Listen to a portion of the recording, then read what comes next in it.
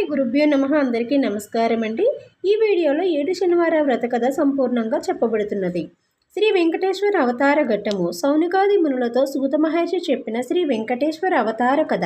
కలియుగం మొదలైనది. కలిదోష నివారణ కోసం మహర్షులందరూ నైమిషారణ్యంలో సత్రయాగం సంకల్పించారు. అయితే ఆ యజ్ఞఫలాన్ని ఎవరికి దారపోస్తే ప్రయోజనమో కలుగుతుందో అని చర్చించారు. వారిలో భృగు మహర్షి యజ్ఞఫలానికి త్రిమూర్తులైనటువంటి బ్రహ్మ విష్ణు శంకరులలో ఎవరు తగినవారో నేను పరీక్షించి వస్తాను అన్నారు. ఆయన మహాతపస్సాలి. మునులంతా కూడా ఆమోదించారు. ఆయన ముందుగా వెళ్ళి సత్యలోకం వెళ్ళారు. బ్రహ్మ అతడి రాకను గమనించలేక సరస్వతీదేవితో వీణానాదంలో మునిగి ఉన్నాడు. దానితో భృగు మహర్షికి కోపం వచ్చి, మహా తపశ్శాలినైన నన్ను అతిథిగా మన్నించలేకపోయావు. సృష్టికర్తనని అహంకరిస్తున్న నీకు భూలోకంలో ఎక్కడా పూజా పునస్కారాలు లేకుండా పోవునుగాక అని శపించారు. తర్వాత కైలాసానికి వెళ్ళాడు. అక్కడ పరమేశ్వరుడు పార్వతితో ఆనందనాట్యం చేస్తూ భృగువు రాకను గమనించలేదు. దానితో భృగు మహర్షి కోపంతో, శంకర, నీవు నాట్య విలాసాలలో మునిగి మహాతపశ్శాలిని అతిథిని అయిన నన్ను నిర్లక్ష్యం చేశావు కనుక భూలోకంలో నీకు లింగ రూపంలోనే తప్ప నిజ రూపంలో ఆరాధన జరుగుకుండుగాక అంటూ శపించినారు. తర్వాత వైకుంఠానికి వెళ్ళాడు. మాధవుడు పాన్పు మీద పరుండి తన పాదసేవ చేస్తున్న లక్ష్మీదేవితో సరస సల్లాపాలు ఆడుతున్నారు.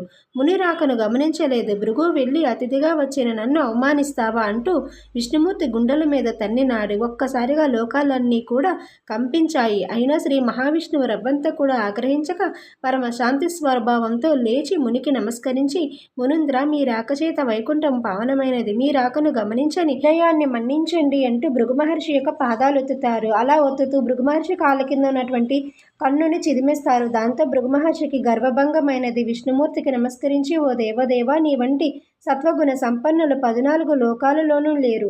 నా అహంకారాన్ని మన్నించండి. మీరే లోక సంరక్షణకు తగినవారు కాబట్టి ముల్లోకంలో కలియుగ ప్రభావ చేయటానికి, ధర్మ సంరక్షణ చేసి ప్రజలను కష్టాలు తీర్చటానికి తప్పకుండా అవతరించాలి అని ప్రార్థించి తిరిగి భూలోకానికి వచ్చి మునులతో త్రిమూర్తులలోని పరమ శాంతస్వరూపుడు శ్రీమన్నారాయణుడే అతనే యజ్ఞఫలానికి అర్హుడు అని తేల్చి చెప్పినారు.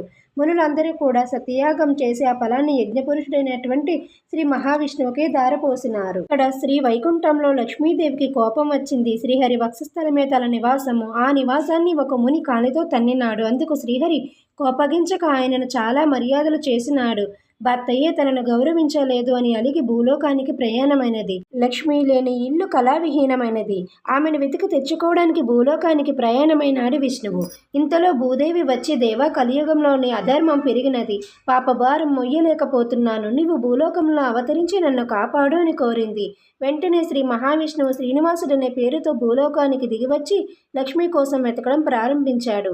శేషాద్రి కొండలలో ఒక పుట్టను నివాసంగా చేసుకున్నాడు. శేషాద్రి పర్వత ప్రాంతాలను పరిపాలిస్తున్న మహారాజు ఆకాశరాజు. అతడు సంతానం లేక పుత్రకామేష్టి యాగం చేయబోతూ భూమిని దున్నుతుండగా నాగలికి ఒక బంగారు పెట్టె తగిలినది. తెరిచి చూడగా మహాలక్ష్మి కలతో ఒక బాలిక కనిపించింది. ఆకాశరాజు సంతోషపడి ఆ పిల్లకు పద్మావతి అని పేరు పెట్టుకుని అల్లారు ముద్దగా పెంచారు. యుక్త వయసు వచ్చిన పద్మావతి ఒక్కసారి శ్రీనివాసుని చూచి మోహించింది. తల్లిదండ్రులకు చెప్పినది. ఆకాశరాజు వచ్చి చూచి శ్రీనివాసుని తేజో విశేషాలకు ఆశ్చర్యపడి అతనే శ్రీ మహావిష్ణువుని భావించి పద్మావతినిచ్చి వివాహం చేశాడు. ఆకాశరాజు తర్వాత అతని తమ్ముడు తొండమానుడు రాజేనాడు. శ్రీనివాసుడు శ్రీ వెంకటేశ్వరుని నామంతో తిరుమల శిఖరముల మీద కలియుగాంతం వరకు నివసించాలని నిశ్చయించుకొని సాలగ్రామ రూపధారుడై పద్మావతి భూదేవితో నివసించసాగాడు. తొండమానుడు శ్రీ వెంకటేశ్వరునికి ఆలయం నిర్మించాడు. తనను సేవించే భక్తులకు కల్పవృక్షం లాంటి వాడై శ్రీనివాసుడు ఇప్పటికీ భక్తులను సంరక్షిస్తూ అక్కడే నిలిచి ఉన్నాడు. శౌనికాది మునులంతా సూతుడు చెప్పింది విని వెంకటాచలంపై వెలిసాక శ్రీనివాసుని అనుగ్రహం పొందిన వారెవరైనా ఉంటే వారి కథను వినిపించమని సూతుని అడిగారు. సూతుడు ఇలా చెప్పసాగాడు. కుమ్మరి భీముని కథ. తిరుపతి మహాక్షేత్రమునకు సమీపంలో ఒక పల్లెలోని భీముడు అనే కుమ్మరివాడొకడు ఉండెను. అతడు పేదవారు. కుండలను తయారు చేసి వానిని అమ్ముకుని జీవించేటివారు. వానికి శ్రీ వెంకటేశ్వరుని యందు భక్తి ఎక్కువ. చిరకాలము దేవుని పూజింపవలెనని అనుకుంటూ కుటుంబ పరిస్థితిని బట్టి వానికి అట్టి అవకాశము లేకుండా ఉండేది. అందువలన తాను కుండలను తయారు చేయి ప్రదేశంలో శ్రీ వెంకటేశ్వర స్వామి ప్రతిమను ఒకటి ఉంచుకొనెను. సారిపైన కుండలను తయారు చేయనప్పుడు ఆయన చేతికంటిన మట్టిని పుష్పముగా చేసి భక్తితో స్వామివారి ప్రతిమ వద్ద ఉంచుచుండెను. అది వానికి నిత్యకృత్యమయ్యెను. ఆ ప్రాంతంలో పరిపాలించు రాజు తొండమానుడు కూడా శ్రీ వెంకటేశ్వర స్వామి యందు భక్తి కలవాడు. అతడు ప్రతిదినము వెంకటాచలమునకు పోయి స్వామివారికి బంగారు పూలతో అర్చించేవాడు. కొంతకాలమునకు అతడిలో అహంకారము పొడసూపెను. ఒక పక్క అతడు పూజ చేయుటకు ఉద్యుక్తుడు కాగా, తాను నిన్న పూజించిన బంగారు పూల స్థానంలో మట్టి పూలు స్వామివారి వద్ద కనిపించినవి. కారణము అర్థం కాలేదు. అర్చకులు తానుంచినటువంటి బంగారు పూలను అపహరించి మట్టి పూలు నుంచుచున్నారని అనుమానించెను. తాను భటులను కాపలాగా ఉంచెను. రాజు ఎన్ని విధముగా ప్రయత్నించినను బంగారు పూల స్థానమున మట్టి పువ్వులే స్వామివారి వద్ద ఉండేటివి. మహారాజునకు మానసిక వ్యధ పెరిగినది. చింతాపీడితుడైన వానికి శ్రీ వెంకటేశ్వర స్వామి కలలో కనిపించెను. రాజా, సమీప గ్రామంలో భీముడైన కుమ్మరివాడొకడు కలడు. అతడు కుండలను చేయుచున్నాడు. నా స్మరణమును నా ధ్యానమును విడువని మహాభక్తుడు. వాని భక్తి ప్రభావమున అతడు ఉంచినటువంటి మట్టి పూలు ఇచ్చట నా సన్నిధిలో చేరుచున్నవి. నీవుంచినటువంటి బంగారు పూలు అతడుంచినటువంటి పూలందు నిలవలేక అదృశ్యమగుచున్నవి. భక్తిలో అతడు నీకంటే ఉత్తముడు, విచారింపకు అని ఊరడించెను. తనను మించిన భక్తుడొకడున్నాడని స్వామివారు చెప్పిన మాటలు పరిశీలించుటకే వెంకటేశలమునకు సమీపమున ఉన్న పల్లెలో భటులతో కలిసి తిరగసాగాను. ఒక పల్లెలోని సారిపై కుండల నుంచి తిప్పుచూ చేతికంటిన మట్టిని పుష్పముగా చేసి సమీపంలో ఉన్నటువంటి శ్రీ వెంకటేశ్వర స్వామివారి ప్రతిమకు సమర్పించుచున్న భీముని చూచి ఆశ్చర్యపడెను. రాజు భీముని సమీపించి, పోయి నీవు స్వామిని మట్టిపూలతో పూజించట ఎలా? నీకు పూజకు పుష్పములు దొరుకుట లేదా అని అడిగను. భీముడు రాజునకు నమస్కరించి, మీ వంటి వారి వచ్చుటచే నా ఇల్లు పావనమైనది. నేను చదువురాని మూర్ఖుడను, స్వామివారిని పూజించుట ఎట్లో తెలియనివాడను, దరిద్రుడను, కుండలను చేయనిదే నా కుటుంబము గడవదు. కావున నేను ఉదయం నుండి సాయంకాలం వరకు కుండలను చేయక తప్పదు. చేతికి అంటిన మట్టిని పుష్పముగా చేసి ఇట్లు స్వామివారికి సమర్పించుకొనుచుంటిని అని వివరించాను. కుమ్మరివారి మాటలను విన్న రాజు మిక్కిలి ఆశ్చర్యపడెను. కుమ్మరివాని భక్తికి మెచ్చి వానికి నమస్కరించి తన రాజ్యమునకు పోయెను. ఆ తరువాత కొంతకాలమునకు భీముడు నశరీరముగా వైకుంఠమునకు చేరెను. శ్రీ వెంకటేశ్వర స్వామి భీముని యొక్క భక్తికి మెచ్చి, ఇక నుండి నా ఉదయము ప్రసాదము మట్టి పాత్రలోను నివేదించవలని అను తొండమాను మహారాజుకు కలలో కనిపించి చెప్పెను. ఈనాటికి స్వామివారి సన్నిధిలోని ఈ ఆచారము పాటించుచు ఉన్నారు. ఓడు అనే ప్రసాదమును మట్టి కుండతోనే నివేదన చేయుచు ఆరాధించుచున్నారు. తొండమానుడు భక్తి శ్రద్ధలతోటి శ్రీ వెంకటేశ్వర స్వామిని అర్పించుచు నిత్యోత్సవము, రథోత్సవము, సమారాధనలో మున్నగు వానిని జరిపించుచు మరి జన్మలోని విష్ణులోకము చేరెను. శ్రీ వెంకటేశ్వర సంవాదము. ఒకసారి శనీశ్వరునికి మానవులెవ్వరూ తనని భక్తితో సేవించడం లేదని, భయంతో మాత్రమే పూజిస్తున్నారని విచారం కలిగింది. అప్పుడు శ్రీ వెంకటేశునికి తపస్సు చేయగా ఆయన సాక్షాత్కరించారు. స్వామి, నా పేరు వింటే ప్రజలు భయపడుతున్నారు. ఆ భయం పోవటానికి ఇక నుంచి నీకు ప్రీతి అయినటువంటి శనివారం నాడు నన్ను ధ్యానించి ఆరాధించి ఆపై నిన్ను పూజించిన వారికి సర్వదేవతలను పూజించిన ఫలము ఆ ఒక్క రోజులోనే రావాలి అని కోరినాడు. అందుకు స్వామి చిరునవ్వు నవ్వి, నీ కోరిక సమంజసంగానే ఉంది. అసలు నీకు నాకు భేదం ఏముంది? 6 వారాలు దాటాక 7వ వారం అంటే ఇష్టపడతావు. నేను 6 కొండలు దాటాక 7వ కొండ మీద ఉంటాను. నీవు నీలవర్ణుడివి, నేను ఆవర్ణుడినే. నీవు సప్తమ గ్రహానివి, నేను సప్తగిరీషుడను.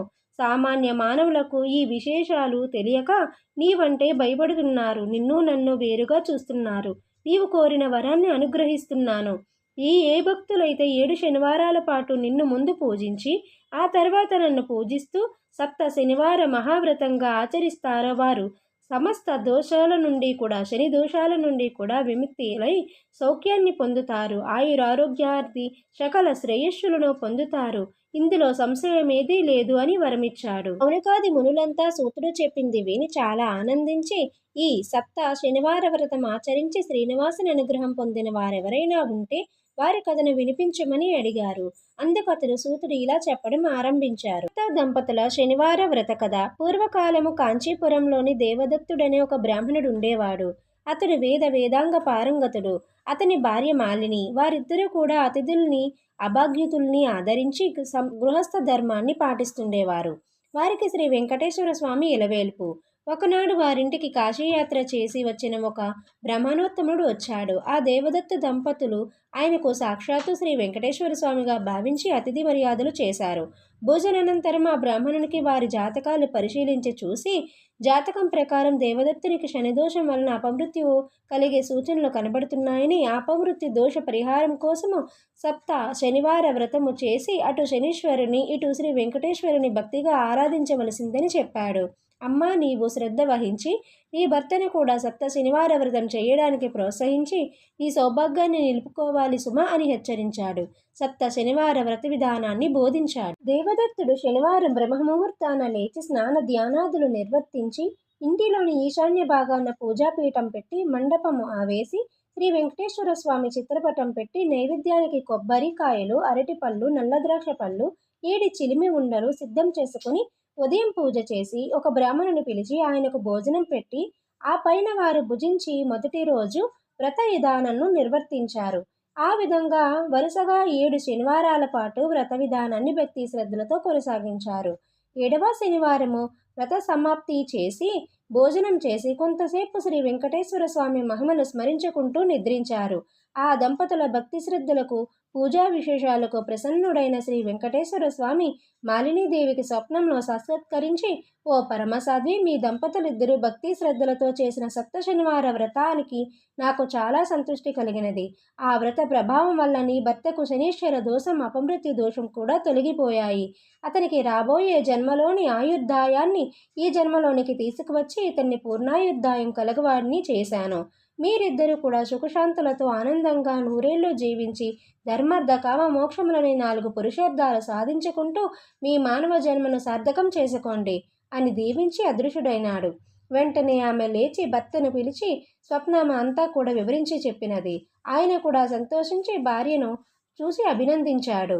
ఈ ఒక శుభముహూర్తాన దంపతులిద్దరూ శ్రీ వెంకటేశ్వర స్వామి దర్శనార్థమే తిరుపతి కొండకు వెళ్లి మొక్కులు తీర్చుకొని ఆ స్వామిని మనసారా స్తుతించి ప్రసాదం స్వీకరించి తిరిగి వచ్చారు.